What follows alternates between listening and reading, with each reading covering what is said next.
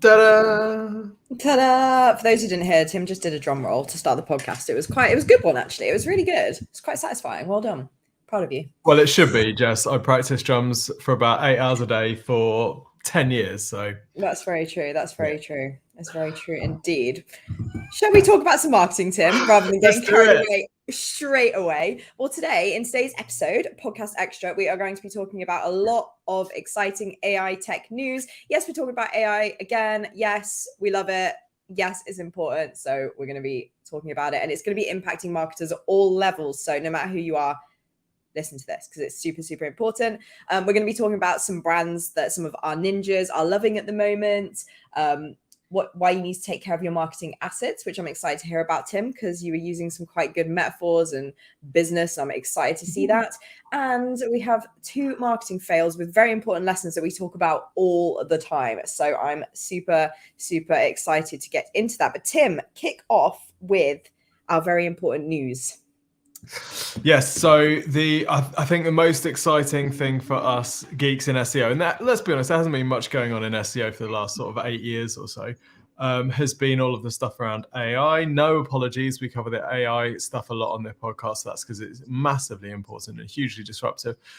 And of course, you probably have seen, if you're in the SEO world, Google's announcement that they will be integrating AI into their search results pretty soon. I think within a matter of weeks. Some people are getting access this week to early test it, and then it's going to be rolling out, I think, sooner than a lot of people expected. We knew that ChatGPT would be integrated in Bing some point in the spring. And then Google has obviously decided, right, we're just going to stick out what we've got and we're going to get this thing working and we're going to get testing. So it looks super cool. It's called BARD. It's based on Lambda, which is their chat technology, which got a lot of headlines last summer because one of the engineers working on it believed that it was sentient.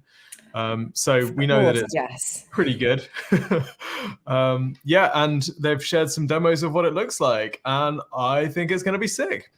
What's your take, Jess? I think it looks really neat. I really like what they were saying about how, sometimes questions don't have one answer depending on what you need. If you're going to Google and asking a question, what you need could be quite different to other people. And they're going to be able to give much clearer answers. So, there's an example of a question that's like, it can give you quick factual answers like how many keys does a piano have, but people are going to be asking questions like, is the piano or the guitar easier to learn? How much practice does each need? And it's sort of able to use AI to kind of give you a more full answer, which is really, really exciting. And I think it's, I'm intrigued in terms of how ready they were and what their plan was initially, because as you can probably imagine, they've had to speed things up a lot. And I wonder actually how long they were going to take. But I think they said they've been working on AI for the past 6 years. And they've been fairly, not loads quiet about it because we already know about Lambda, but it's interesting. They've really had to speed things up a tad. Or maybe they were scared to release it because they weren't sure what public opinion was going to be. And they've seen that it's actually been quite positive. And they've been like, well, let's just go for it, which, I think is it's exciting. It is exciting. Yeah, that's my sense is that there are 2 concerns. Firstly, public opinion, and then the legal ramifications. Like Google's had a bit of a hard time with publishers taking issue with Google using their content in featured snippets and stuff like that. And, if they thought that was bad, this is answering informational questions with information and content sourced from the internet with no attribution whatsoever. So I think if you're like a major publisher that relies on traffic, organic informational traffic from Google, your legal team is sort of, right, get the engine started. This is going to be a big one. But presumably from Google's perspective, they're like, we cannot lose market share. We cannot let ChatGPT come and upend our core business, the thing that makes us all the money. So, let's just stick this thing out there and see what happens. I think really interesting looking at the examples that they've shared of when this is going to be triggered. So like you say, it seems like it's being triggered, at least in some of the stuff that they've shared. It seems like it's been triggered when there are different opinions that need to be weighed up, or when it wants to combine different types of questions. So I think one of the use cases they said was, tell me what the latest space James Webb Space Telescope discoveries would be for my 9-year-old.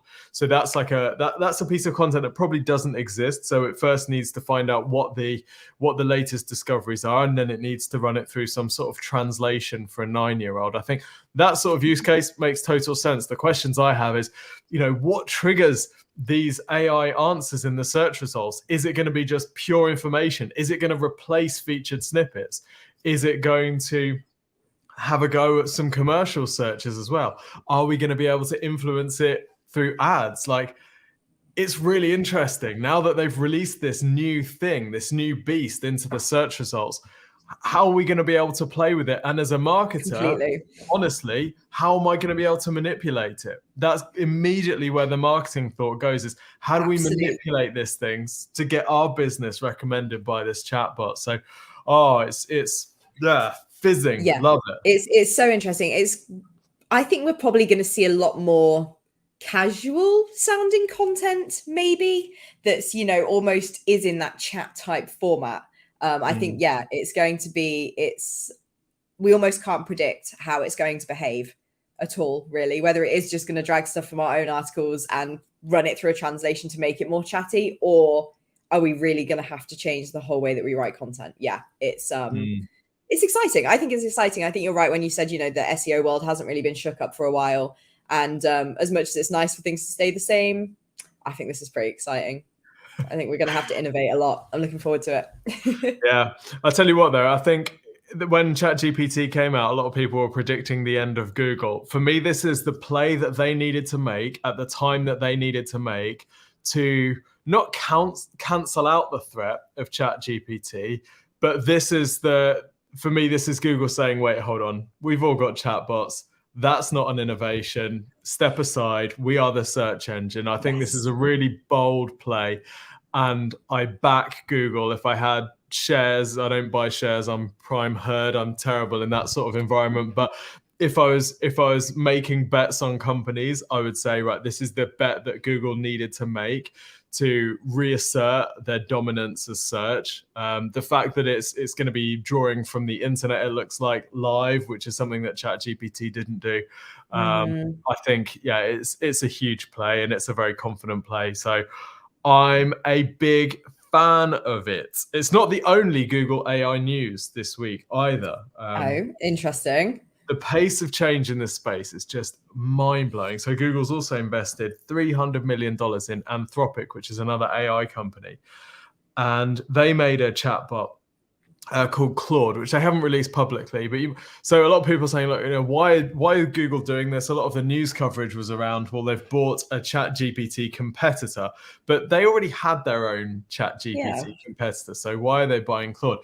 I suspect one of the big differences, one of the things that Anthropic is known for, there's two things Anthropic is known for. One of them is the fact that it was started by ex-OpenAI engineers. So a part of this is going to be that, they might be investing in some of that expertise. Another thing, they're going to be using Google's cloud to sort of scale this. So a lot of these investments are kind of, we're going to give you the money, which you're then going to give back to us to rent our servers. So it's we'll just take a bit of your equity in return for you using our servers. But I think the really interesting thing about Anthropic is it's what's called constitutional AI. So they've got this theory about constitutional AI, which means that rather than being programmed by human reinforcement learning. So rather than most AIs, there's a human saying that's the right answer, that's the wrong answer. Oh, you're talking about Donald Trump? Don't talk about Donald Trump. That's a bit touchy. Well, it's based on a set of rules, a set of guiding principles, if you like, and then that's it. The humans don't touch it. And it sort of reviews its own answers and prompts itself. Ooh. And I think what's really curious to me is whether Google is using this as a way of sort of pre-answering questions about monopoly, like how it's going to navigate this AI space. Is it going to use a more constitutional model to regulate its own AIs?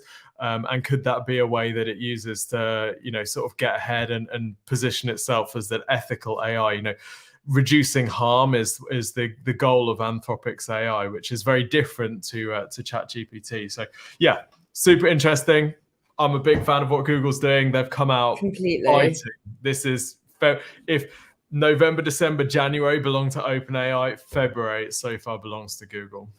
Yeah, it's kind of funny because we have some more AI news just from across the board, and it almost feels insignificant. Yeah. And it feels like it's kind of like, oh, should we just, but I think it is really interesting. It's like the next thing that we want to talk about is how ChatGPT is doing a plus version where they'll be charging a $20 a month subscription fee. I wonder if they're panicking a bit because I expect Google will not be charging a subscription fee, but it potentially means they could make quite a lot of money in the meantime, because I think Google, they're going to take a little bit of time testing stuff. I know they said they're going to have some developers come on board as well as some, different kinds of users so that they're getting a broad range of things. But the ChatGPT Plus, they're going to be, like I said, $20 a month for priority access, faster response times, and early access to new features and improvements. There will still be a free tier available, which I think a lot of people were like, they can't just get rid of this. But I think it's a perfect way to monetize it. I think it's great. Like, they're still gaining mass usage, and, the masses are understanding AI and kind of feeling a bit closer to it. But their power users are going to need to pay, which are probably the people who are taking up the servers the most and who are using it for commercial gain. So I think it's great. I think it's a perfect way to monetize it. And I think they're still paving the way for other AI companies. And yeah, I think ChatGPT, even if Google take them over, they will still be known as the ones that changed the game. So yeah. Yeah. Nothing to add, really. Agree. I know some people who've got the Plus plan, and they say it's really, really rapid. So great. I think speed is a big thing here, and people will be happy to pay for speed for sure. Yes. Yes, absolutely. We also saw Microsoft add some AI to its offering this week. They did indeed. Yeah.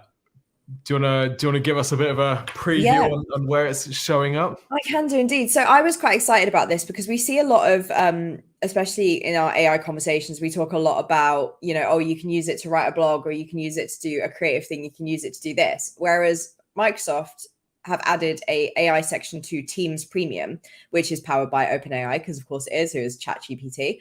And it's basically administrative jobs. It's like if you're in a meeting, the AI will, take notes for you, figure out the important takeaways, capture the right action items and the people who need to action that after the meeting. It also divides the meetings into chapters, so that you can go back to the sections you need, like automatically. And it also flags up if you left the meeting, so you can come back and just watch the part of the meeting that you missed. And it also flags up when your name was mentioned. But there's also amazing stuff as well. They've added like live translations, so you can have meetings multi-language and be able to understand everyone. And it's just amazing. It's exactly what I love about AI stuff, when it's being used to do mundane little jobs that rather than taking away the creative jobs, it's saving you time. Like, you don't have to take meeting notes, you don't have to figure out the actions, because at the end of the meeting you can just press a button, it goes, this person's doing this person's doing this, oh, somebody left halfway through, it's all right, they can come back and catch it later. So yeah, I think I feel like Teams gets a lot of flack just because it was maybe a bit buggy during the pandemic when people just weren't used to it, and I actually think it's turning into a really, really good platform. I hadn't really heard much about it recently, and I just thought it was awesome. Really, really awesome. Really exciting. My only experience with Teams, every time I have a Teams meeting, it takes me about 10 minutes to get into it, because I've got to like download all these things and like update all this. I'm just like, why can't you just work? But I think it's really interesting how quickly Microsoft is rolling AI into its core products. Like you say, I think probably where AI is going to go for most of us is going to be a sort of co-pilot just sitting next to us, helping us with our jobs. Yes. There was another thing that they showed a demo of the Viva Sales thing, which, from what I gather, is Microsoft's like enterprise sales thing, and it integrates with the CRM, it integrates with your email. So when you're getting a sales email, the demo, they said something like they received an email which said, what's the shipping time if we order 10 of these? And what the AI does is it goes into the CRM, it figures out 10 of what, it figures out all that stuff, it pulls through the company name, it pulls through the person, finds all the data, and then basically composes you an email, which is like the suggested answer. You can change that a bit, you can give it some prompts, you can give it a the delivery time is going to be 5 weeks. And then it turns that into an email, which you can then just send, which I think is super cool. And this idea of like co-pilots, like you say, just sort of taking care of the mundane aspects of all of our jobs. No one's going to miss that stuff at all. That is going to be so welcome and so important. So all for it. freaking bring it on AI. Let's it's pummel us. exciting. Fire hose, It really get it is. Dale mentioned in the chat on the live recording of the podcast, they found it interesting that Google said they were already using lots of their AI things for like YouTube video chapters that like appear automatically. And I know they had a whole page where they were talking about things that are already using AI for like image recognition. And, you know, there's loads of stuff that we've been able to do on Google for a long time. For instance, like reverse image searching. And, you know, I've noticed I'll type in something and do a Google search, and then I'll search something else afterwards. And it's like, oh, did you actually mean this? Because based on your last search, these two things actually go together. And I thought that was very, very, very interesting. So yeah, I think a lot of companies are using it in smaller ways, and it's only just now ChatGPT kind of brought it to this like talking point, right? Yeah. And now everybody's kind of, it brought it to a wider understanding and a wider audience, and now people are like, whoa, the possibilities. I think there was a lot about in Sundar's announcements, the CEO of Google. There was a lot about, you know, we've been using this for ages. None of this stuff's new. Everyone's using our transformer technology. There was quite a lot of that, like flexing, like let's remember who the original AI OGs are here. Like, come on, ChatGPT, get out.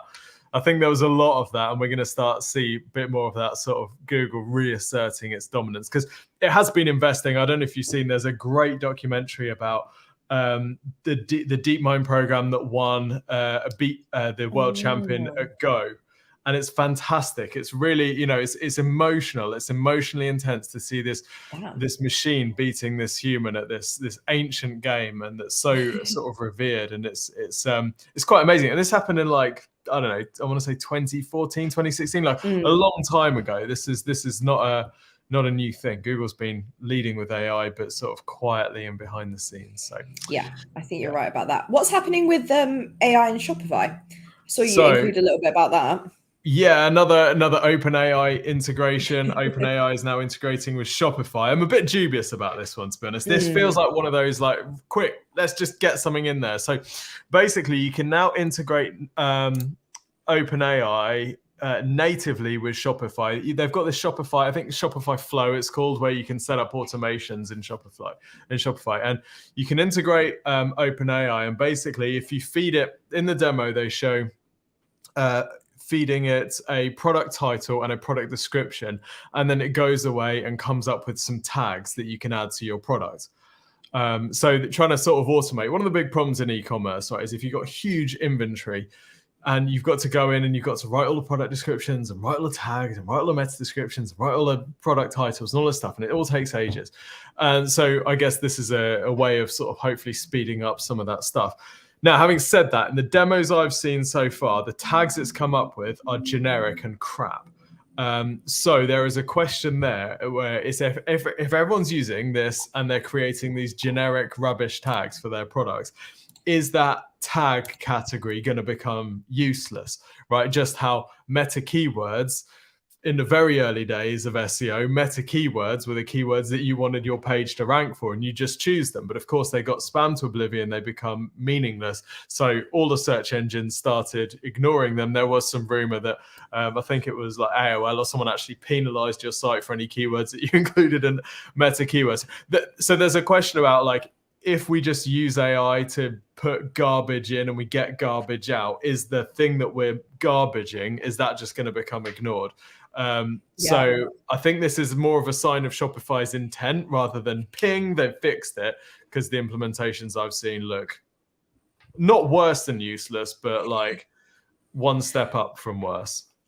Yeah, no, it doesn't sound great. It sounds very rudimentary and almost like they could have done this a long time ago. It doesn't feel like there's any advancement, you know, it just feels quite lazy. And we had a comment from Lee on the live podcast saying that they would love to see Google AI My Weekly Food Shop. And going back to what we were talking about Google earlier, one of the examples they gave you could ask it to help you cook a dinner based on what was in your fridge.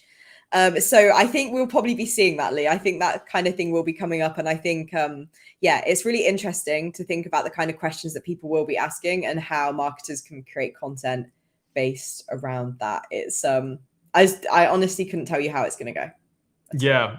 Manoj has raised something really interesting. So web publishers are screwed. One of the most interesting things I thought about Google's announcement of integrating BARD with search results is that publishers weren't mentioned at all. That word isn't mentioned. And that's kind of interesting given that this is like a large language model trained on website content. So wait, where do the publishers fit into this? So I think, yeah, like we said earlier, Google got into a bit of trouble with featured snippets. Websites are like, wait, hold on, we used to get that traffic. Now it's just staying on Google. Well, this is, it's going to be the same, but without any attribution. So I think as soon as we see, copy, as soon as we see Forbes saying Google used this piece, this sentence that was on our website, this proprietary sentence, then it's all going to kick off and things are going to get a little bit legal. Yes, so yeah, absolutely. Before we nip on to brand of the week, Lee had asked a fantastic question about, I'd love to hear how you guys use AI. I think we could maybe come back to that at the end because we do not currently have a question of the week, so we can come back to that later. So stick around, Lee, and we will give us a bit of time to think about what we use it for, because I can think of a few things off the top of my head that I use it for during my day-to-day work. So yeah, absolutely. We shall talk about a couple of brands of the week. I was feeling a bit uninspired this week, Tim. I'm going to be honest with you. So I did ask in the water cooler and ask some of our ninjas about some brands that they liked, hence why we have two. But I think I don't know if you're familiar with them. You're probably very familiar with the first one. Maybe not so much the second, depending on how much YouTube you watch, how many podcasts you listen to, because it's very saturated in terms of like influence marketing and podcast marketing. But we will start with the first one, which is We Buy Any Car. Now, Nicola mentioned this one. And initially I was like, oh, I feel like that's being mentioned because they have really, really catchy TV ads, right? And then I remembered that they have one of my favorite landing pages of all time. It's so, so good. It's just incredible. I think Tim's going to pop it up on the screen for people watching the live podcast, which if you're listening to this podcast later, if you head over to the Exposure Ninja podcast YouTube channel, you can watch this when it was being recorded live and see it. But I will describe this landing page to you. It says 30-second car valuation. It has a box for you to enter your vehicle registration. It has a box for you to enter your mileage. And then it just says, get my car valuation. That is all you need to do. And it also has 5-star on Trustpilot. We are rated excellent with over 160,000 customer reviews. And you press the button and you go.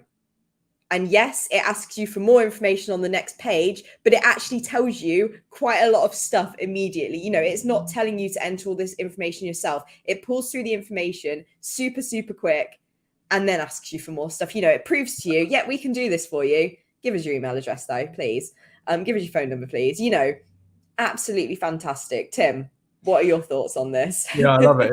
It feels to me like that first page is a bit like the Google homepage, isn't it? And I wonder if that's the sort of if that's the model they use, because the only thing, like, it's so counterintuitive. We'd say you always want some content poking out above the fold, because if you don't have anything poking out above the fold, then I didn't even know there was more. I didn't even know that was there. So they've actually got content further down the page. They've got, obviously, this is a brand that really understands SEO. So they've got a whole bunch of information, and they've got, blog posts and all sorts of stuff below the fold. They've got FAQs, they've got videos, they've got loads of stuff, but you would never know that it's there because there's no incentive to go below the fold, which is pretty cool. I do quite like the user flow here, where you click Get My Car Valuation. There's one minor issue I do have, though, I've got to say. So you put your car registration, you put your mileage in, and you click Get My Car Valuation. Now, we know that there's going to be some sort of email capture on the other side of that. That's totally fine. Good. Absolutely.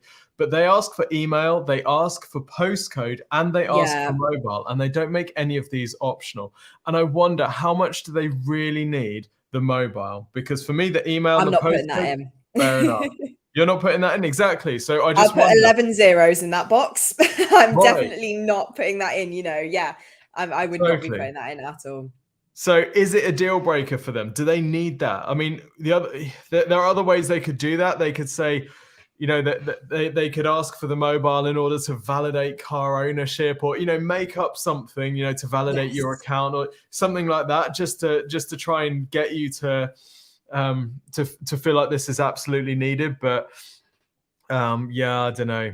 Other than that, I think this is wonderful. This is an absolute beaut. It really is. And it's a great call to action. Get a valuation on your car. That is the CTA for this business. I think we often one of the there's no secrets or hacks for digital marketing, but if there was going to be, it's finding the perfect CTA for your business and then just going all in on it and just pummeling it to death.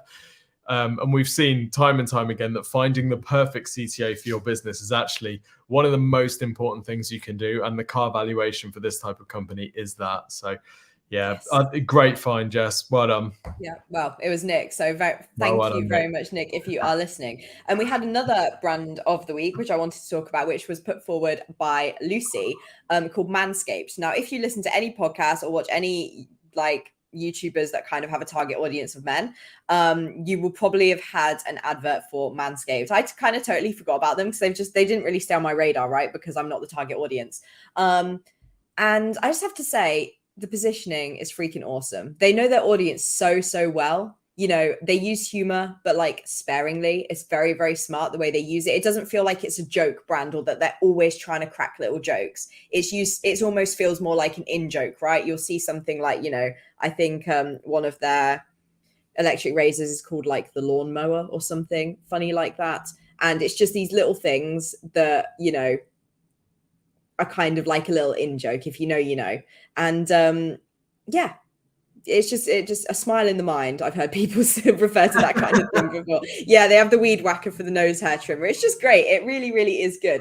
And also, I mean, I'm not sure if we can show it on the stream, but the logo is really smart. It's really funny. And also they just they donate loads to charity as well. Like their whole business, because they sell, you know, male grooming kits for sensitive areas, they can really, even though they've started to expand, they can really hone in and be like, you know, we donate to testicular cancer charities and really like get their positioning just perfect. It's just great. I just think it's awesome.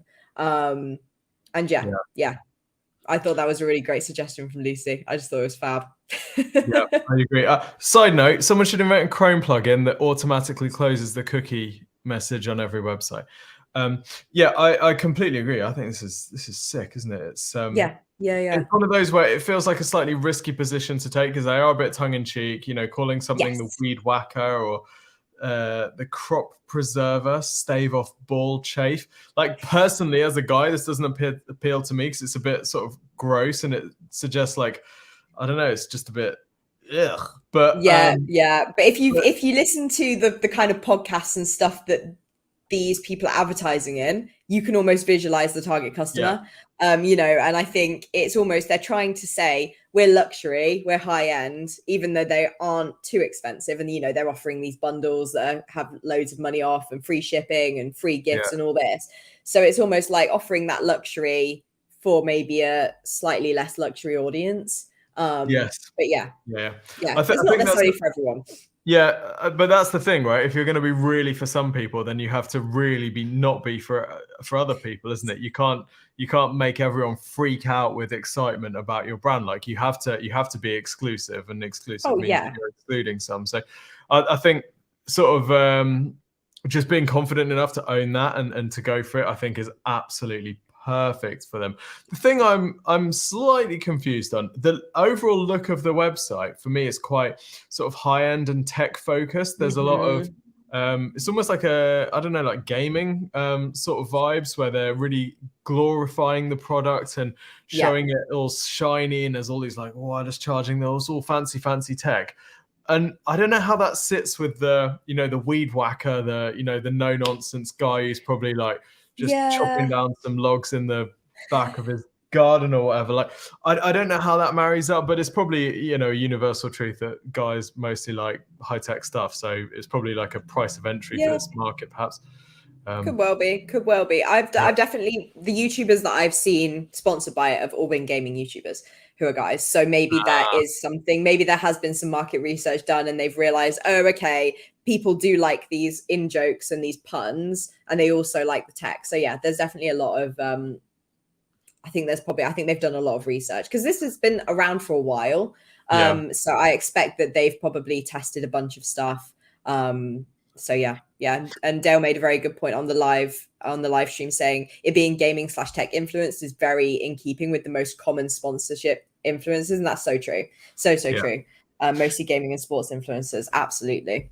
I think one big lesson for any D2C brands from this is how they are using bundles to increase their average order value. Because one of the big problems is like customer acquisition costs, particularly for selling a razor, and you know that thing is whatever, like 50, 60 pounds, and you end up paying like 30 or 40 pounds per acquisition. You need to make sure there's a back end. Otherwise, you're losing money or you're breaking even on a product that people might only buy, you know, every 1 year, 2 year, 3 year. I don't know how long these things are. So you need to make sure that there's some sort of consumable, which they have done with their, you know, like their sprays or their lotions or whatever. And then they're offering it all in a bundle to sort of force you into that world of buying these products straight from the word go, whilst increasing increasing average order value. So I think that's super smart. And a lot of really D2C brands are having to do this now that the whole world is focused on profit rather than let's just see how many customers we can acquire at a loss. So yeah, really smart, great examples. Boom, smashed it. Yeah, fantastic. And talking of marketing lessons, Tim, what is your marketing lesson of the week? Oh, my marketing I had a quick read and I thought it sounded absolutely fantastic. So tell us. Let's hope it is. I'll try and remember it. All right. So this is the concept of marketing assets. So this came about because I was actually writing a video script for our books. We've used books and Exposure Ninja over the years to generate leads. And the first, How to Get to the Top of Google, the first version of that book I wrote in 2011, I think. I was in a grotty house share in Bristol, sat on my bed, door locked, and just cracked out a book on how to get tradesman websites to the top of Google. And it took me probably a week to write the thing. And that has generated, you know, it's been iterated. There's lots and lots of work that's gone in over the years, but that marketing asset has generated, I don't know how many leads, tens of thousands, and it's generated millions in revenue, and it's given, I don't know, 40, 50 people like permanent employment over that time. And it got me thinking about this idea of marketing assets. In business, in finance, you have assets and you have liabilities, and the assets are the things that you invest time in, and they produce income, they produce stuff for you. And exactly the same is true in marketing. You can put your time into whether it's a piece of content or a particular strategy or buying a product or buying a company that can produce you leads sort of in perpetuity. And some of these can be totally passive. Some of these can be sort of midway between passive and active, and some of these can be active. So some examples of marketing assets which are active. So this podcast, for example, is an example of a marketing asset for us, but it's active in that we put time into recording it every week, and you know, we put time into promoting it. And if we don't do that, eventually it tails off. Marketing assets which are sort of maintenance-y, so you got to put a bit of time into maintenance, but on the whole, once you've put time in, you know, you get some benefit. Things like SEO or PPC, once you write content for your website or you optimize your website, then you get a certain amount of visibility. And then of course you need to build links, you need to add more content over time. But when you stop doing that activity, that visibility doesn't immediately disappear to nothing. The same with PPC. You need to keep your campaigns optimized, you need to keep them, you know, sensible if you want to continue lowering CPA. But once you stop managing your PPC on a like day-to-day basis, it's not like the whole thing just collapses into a heap and catches on fire or stops working altogether. And then you've got things like these sort of passive marketing assets, a bit like the book, right? So we invest a lot of time and energy each year to update the book. We actually don't really need to. We choose to, but we don't really need to. And that thing just keeps on generating us leads year after year. And we've helped a couple of clients now who've been thinking about writing books. Books are a great marketing asset. Once they get visibility on Amazon, they bring in, you know, they get readers on their own. And if they've got lead generation components in them, they bring you leads like every month, forever and ever and ever. And yeah, it just got me thinking about this idea of marketing assets and how much of a marketer's time is spent building passive assets like that do the work once, they live forever, they generate leads forever, versus doing the sort of day-to-day churn and burn tasks which have to be maintained all the time. Those things are really important, but I think sometimes it's also important for us to step out of those and say, right, what could we build over the next 3 to 6 months, which once built is going to generate us loads and loads of traffic for, in our case, more than a decade now. So yeah, that's my lesson of the week. Go and build some marketing assets. Yeah, completely agree.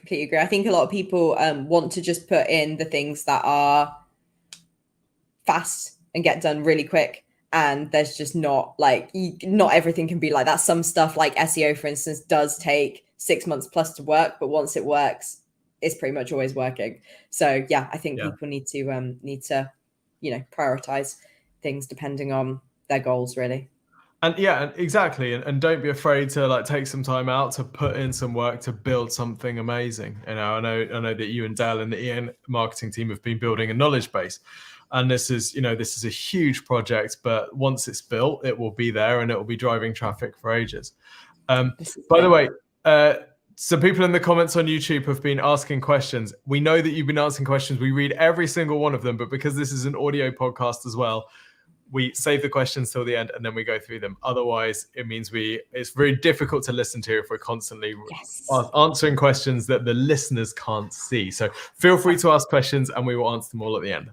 Yes. And if you want to ask any questions and you're listening to this later, you can always email us at hello@exposureninja.com with the subject line podcast, and we will answer your questions in the next podcast. But in the meantime, we are going to talk about some marketing fails of the week. I don't know if you've seen these yet, Tim, but I chose two that I had seen personally just popping up on Instagram. Tim said a while ago that he keeps a folder of just terrible ads he's seen, and I'm also building this habit.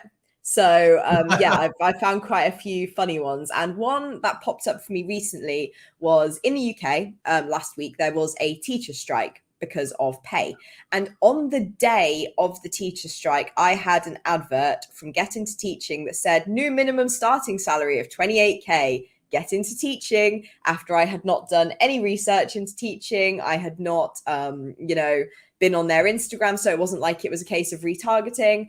And this is a lesson that we've spoken about in the past, which is essentially read the room. It seems like, to me, it seemed like they had put some more money behind these adverts because I hadn't seen them before. I hadn't seen them for a long while. And then the next day I got one on YouTube as well. So it seems like they'd chosen to push these more and chosen to focus on money, which is also the reason that people are striking. And so what happened is now I'm like, I don't like these people. They can go away. That felt really inappropriate. I don't know what you think about this, Tim, whether you think that it was actually the opposite and maybe they were targeting people who are like, silly people striking. I'll become a teacher instead. Maybe that was the vibe. But obviously I saw it and I did not think that. So yeah, I don't know. Your opinion. I imagine that the comments that they would have been getting and the DMs they would have been getting from these ads would have been pretty brutal. I wouldn't want to be on that social team. I think, like you say, read the room, but also if you're running ads and you have a duty to be aware of macro factors and stuff outside your immediate business, which might affect how those ads are seen and the context in which those ads are seen. So, we saw this when the Queen died, for example, lots of brands pulling back on advertising. They didn't want to appear insensitive. I think there's probably a tendency to overcorrect in that way. But, in this case in particular, if you're selling teaching courses and the teachers are going on strike because they're unhappy with conditions, then you've got to be aware that your audience is going to not be particularly well aligned during those days because of the larger conversations that's going on. So I think it's just bad ad practice, to be honest. It's going to be a waste of money. People aren't going to click. The people who would have clicked the day before probably wouldn't click on that day or afterwards because they would feel like it was inappropriate. So it could well be a waste of ad money. The next ad that I saw that I thought was very much marketing fail, I think Tim might pop it up on the screen if you're watching live, which, as I've said, you can watch over on the YouTube channel. But if you're not, I will describe it to you. It is basically somebody holding two things that kind of look like disposable razors, but they have lights on them where the blade would be. And they're just holding two. One's red and one's blue, and it says one for you, one for your boo. Buy this, get this one free. Great. What is it? What are you selling me? I have no idea. I have no clue what this means. I don't know why you think I would want to buy it. I don't know anything. I'm going to have to go onto your Instagram, or what does it say shop now at the bottom? I don't want to shop now because I don't even know what it is. You know, it's a great example of an ad that's been made with they think that you know their brand, they think you know what they're selling, whereas they're selling a product that I just don't know what it is. Like if this was like toothbrushes, you know immediately that's a toothbrush because of the way it looks, whereas these, they need an explanation, right? I have no idea what these products are for, what they do. Is it some weird sound device? Is it something for your skin? Is it something for your teeth? Like absolutely no idea. Turns out it's laser skin treatment thing. But it definitely feels like a retargeting ad, right? It feels like they were showing it to me as if I'd already seen them, and I hadn't. I had no idea who this brand was. I hadn't seen anything. Yeah, it's some weird device that you swipe across your face, and it's meant to treat your skin for something. Don't know. Right. Yeah. Yeah, I mean, it's also one of those websites looking at it where it's kind of like, I still don't really understand, you know, the before and after is quite far down. Instead, there's a lot of CTA pop-ups as well, which are just a bit much, but I can see that Tim scrolled quite far and I'm still kind of like, okay, what is this? So yeah, but it was really, it doesn't matter. The website's almost irrelevant because the advert was that terrible that I was just like, and it's not like it builds intrigue either, you know? It doesn't build intrigue. I'm just like, I don't get this. This isn't for me. Next. You know, you have a couple of seconds, and especially in Instagram ads, to grab people's attention and for them to not swipe by. And there's no, you know, no intrigue being built here to make you want to move on to their website. I just feel like I'm out of the loop and that it's just not for me. And that's it, really. I feel this is a pattern, right? I've seen, so I'd say probably 1 in 3 Instagram ads I see now, I've got no idea what they're for. And I like, yeah, you're right. I have a screenshot folder now of these just random, it's like, it's a black thing where it says just buy now and there's a brand name. I'm like, what the? I can only imagine that these are retargeting ads that have gone wrong. And there's something going on with Instagram's audience targeting. Maybe to do with you're probably not, you're on iPhone, aren't you? So maybe to do with iOS 14, I don't know, where they're unable to, you know, identify the audience, or they're making some mistakes. So I think if you're an advertiser, you've got to be really careful to make sure you're not assuming any prior knowledge, even in your retargeting ads, because the amount of this rubbish that's coming through, and it's meaningless to new people. It's assuming you know what the product is. It's assuming you know the price point. We actually know nothing about anything to do with this business. You may as well just, you know, have a black box on the, you know, in the middle of the screen, say buy it. So must be something going wrong here, because this is really terrible. Odd, and it seems to be increasing. Like every time I go on Instagram now, I'm seeing ads of random ambiguous products. Yeah, it's just not good. But I thought they were two quite good examples, and as I've said, we talk about this quite often in terms of read the room and also understand that not everybody has seen your product before. So yeah, that's all of our normal segments for the week. But Tim, we have a couple of questions that have come up in the chat, which is wonderful. We had a fantastic question from Lee, which was that they would love to know how we use AI. And I suppose I use it somewhat professionally, and sometimes I use it for other stuff. But I'm intrigued to know what you've kind of used it for, even if it's not necessarily marketing related. I think it's thinking outside the box and thinking about those things can actually be quite helpful. So I'm intrigued. It's difficult because I use it so much for work and investigating AI that I don't really have any sort of non-work time in my entire life. But I think it's quite good for brainstorming. I quite like brainstorming with it, just bouncing ideas around. And if you say to ChatGPT, you know, I'm trying to come up with an idea for this, and here's my sort of background situation, help me brainstorm, then it will actually ask you decent questions and sort of help you understand and develop your thought process around something. So I use it quite a lot in that sense. But how about you, Jess? I've also got some ideas about how our content team uses it and how we don't use it, and our position on it for SEO, which I can go into after. But yeah, no, like, that's fab. what's the typical sort of daily AI usage for you? Yeah, so I like to use it if I'm struggling to come up with ideas, like if I'm having a head empty moment and I can't really crack on with stuff. Like instead of just sitting there trying to think of something, I'll use ChatGPT and be like, hey, could you write 10 titles in this tone of voice for something? And then it will help me. Normally it doesn't return something that I want to use, but it will help me think, oh, okay, I could have thought about this. Or like, for instance, if I'm writing a video and I need an example of a business, I will bung it in and be like, hey, could you give me some examples of businesses? Because I literally forgot every business type that has ever existed in the world. So it's really useful for that. And like just making templates, like sometimes I'll be like, I need to write an email that has like problem, agitate, solution or something. Could you give me an example of one? And then I won't necessarily use that for my email, but I'll kind of see, oh, okay, this is how it was used in this situation. This is how I would use it. And yeah, it can be pretty useful. Like I definitely want to use it more in terms of my personal life for like, I've got these things in my fridge. What can I make? Because that's definitely something I struggle with. So I think it would be like really, really useful for that. But yeah, I'd love to know what the content team are using it for and what we're not using it for. I've heard a little bit back and forth about it, but I'd love to know a little bit more about that. Yeah, we've our policy is sort of we're still finding our way with it. It's really difficult. So just to give a bit of context, our one of the things that we do for clients is we write content for clients' websites. So we write content for their main pages on the site. We write content for blogs, and of course, one of the first uses that everyone sort of imagined about AI was now it can write a lot of content for us. And there are tools like Jasper AI, which you can say go and write this article, and it'll write an article for you. So the immediate sort of assumption by the marketing world is, well, AI is just going to write all of our blog content, tick, that's just done, and off we go.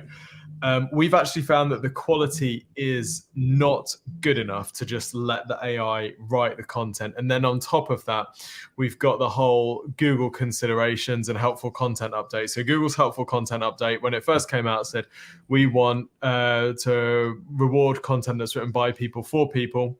And why would you say by people? Like, who else writes content? AI is the only other thing that writes content. So clearly Google was saying, don't publish AI content. Then Danny Sullivan's come out and said, actually, it's not that quite clear cut. We don't necessarily have anything against AI content. But internally, our risk appetite at exposure ninja is quite conservative. So we are saying to clients and anyone who's listening, basically at the moment, don't publish AI content as is on your website. We have to assume that Google has some way of working out if it's AI. So that just feels too risky, given that in that same helpful content update post, they're talking about like site-wide penalties for sites that publish low quality content. But even with that, without that sort of theological argument, there's also just a quality issue that it's very rare that you get an AI written article which is like really awesome. And if you are just publishing AI stuff, then clearly there's no human expertise. There's no sense of your personal experience of whatever you're writing about, which is a wasted opportunity, because the goal isn't just to publish stuff that gets ranking. The goal is to publish stuff that gets ranking and convinces people to do business with you. So our content team does use AI, but we use it to do things like brainstorm titles, brainstorm outlines for things. And then we will write the article. We can use it for brainstorming, but we don't publish anything that's AI written. It just feels too risky. Yeah, completely agree. We actually published a video a couple of weeks ago about is AI the future of marketing? And one of the things that we covered in there was, blog content. And the blog that was produced, even though I feel like we gave it good prompts, we were like knowledgeable but friendly, a little bit like more playful. It was just mundane. Felt like Wikipedia. Yeah. Felt like Wikipedia article, very, very factual. And yeah, just wasn't really what we were after at all. So yeah. No. Ivona in the comments has asked, how about using AI for product descriptions? I guess this ties a little bit back to the Shopify OpenAI integration as well. And I expect that Shopify wants to get to a stage where OpenAI can write product descriptions as soon as possible. I think, fundamentally, there's nothing wrong with that suggestion. I think the danger is that you give a tool like a GPT type tool, you say, this is a black phone case for an iPhone 12 Pro Max, and then that's all the input that you give it, and then it just fluffs that out into like 3 paragraphs of here's why you need a phone case, here's what a phone case is. And like that is like 98% garbage, because the only useful information there is the fact that it's black and it's a, you know, for the particular phone. So nothing against AI for product descriptions. I personally, if it was my site, I probably would use it, but I'd give each for each product, I'd make sure I had loads and loads of attributes to give the AI plenty of information to work from. I don't think that e-commerce is just about uploading a product catalog with a SKU and a few attributes and then off you go and then hope that it sells. I think where you see that Manscaped site was a great example, right? Look at how hard it's selling these products. Look at the energy it's putting into the beautiful product photography, how these things are presented, the personality in the copy. Like that's what sells stuff online. What sells stuff online isn't just like, here's one picture of a product. You can't really see what it is, low resolution, and then just some generic copy about that product. So I think, yeah, the danger is that it's used as a shortcut, and that you know, that's a missed opportunity, really. Yes. Yeah, no, I completely agree. We had another question, which will be our last question of the day, which was somebody saying they're a photographer, a very small business, and they asked for a phone number. I think this is harking back to We Buy Any Car asking for a phone number when there's a car valuation. Now, I think, and you were saying as well, Amanda, that you call every client to ensure they're a good fit. So it really depends on the stage of the journey. If I was looking on your website and I, let's say, wanted to download, let's say you created downloadable about wedding photography and what it's like to have a wedding photographer and the things that are expected, right? And I wanted to download that. I wouldn't want to give you my phone number because I'm not quite ready. I'm still learning about that and still wanting to read about it. I don't want you to ring me. That fills me with fear. And it's the same with We Buy Any Car, right? I just wanted to be able to go on there and get a car valuation and just have them, you know, send me an email or just pop it up on my screen and say, you could probably get about this based on what we've seen of your car. But I don't want somebody to ring me. I think we talked about this on a previous podcast. I was buying a car and I had looked to see how much I could get for my existing car. And I had somebody call me 5 times.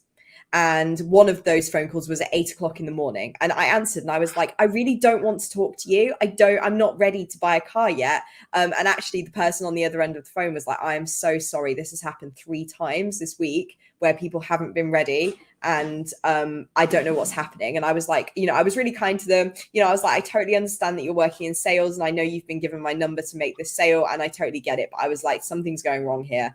Yeah, there's definitely a difference. So if you're making it clear that you're taking their phone number so that you can contact them to make sure that you're a good fit, that's great. That's awesome.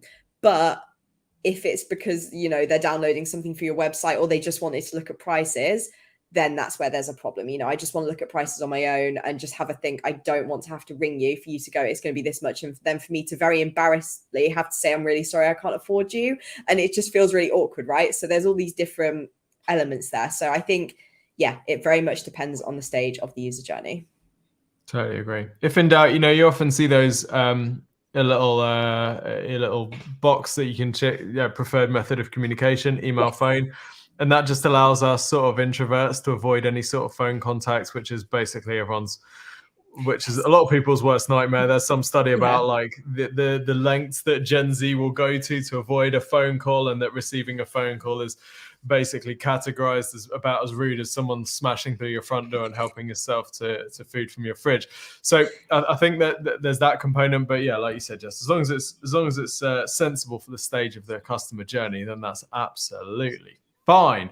Would say though, if you're going to be asking a phone number and you're making it a requirement, just be aware that there are going to be people that are going to be put off by that. So make sure that there is a secondary call to action, which is softer, which is, you know, download the guide to whatever, looking amazing in photos, or, you know, it's something like that, which implies that someone's in the market for the thing that you're offering, but it's just a little bit softer. Then they can get warmed up through your automated email sequences because you watched the emails video, and then you can sell to them over time. So. Yeah, I would say as well, if you are finding that you're getting a lot of people getting in touch who aren't a good fit, maybe there are some ways that you can position yourself so that people are kind of disqualifying them themselves before they contact you. So you can make it sort of clear, you know, this kind of maybe isn't for them. So for instance, if, you know, you've got all these absolutely gorgeous photos on your website, or like, for instance, if somebody's asking for a baby photo shoot, right, and that's not something you do, it's a case of making it clear that you are this type of photographer, or you don't do this, but you do this. And then you're going to get less of those people contacting you, asking for stuff that you don't offer, basically. Boom. Mic drop. Yeah. Mic drop. Yeah. But don't be afraid to ask for a phone number. Honestly, don't be afraid to ask for it, but just make sure you're catering for people who don't want it. Cool. Great. I think we've done an episode, Jess. We have indeed. Another one. Episode 10, maybe? I think. Episode 10. It's our 10th episode anniversary, and this format seems to work, and hopefully people are showing up and they're not throwing things. Well, they might be. We can't see them. Yeah, throwing things at their computers and smashing their own screens. We're safe here behind our little screens, in our little home offices. All nice and safe. Just smashing through my door. Great. Thanks everyone for tuning in. See you next week. Before Tim hits that end broadcast, if you would like a review of your business, of your marketing and your website, you can head to exposureninja.com/ 15-minute, maybe more, review of your website and your marketing. It's totally free. Not, as we've said, maybe it's not for you. Maybe you're not at that stage yet, but go submit for a review anyway. It's great. And it's done by real people. It's not done by AI. As much as we enjoy talking about AI, it's not done by AI. That was a really terrible introduction to the free review. It wasn't the best. It wasn't the best, Jess. It wasn't the best, but I got caught off guard. Dale was like, "Where can I find a free review?" And I was like, "I'm panicking. I need to get this in before Tim ends the broadcast." The free review is genuinely amazing, though. We've had people say this is the best thing I've done for my business this year. So it really is good. So go to exposureninja.com/review to request your free review. If you do nothing else for your marketing, having encountered Exposure Ninja somewhere on the internet, then go and request your free review. Do it. Right. That's enough of that. See you next week. Bye.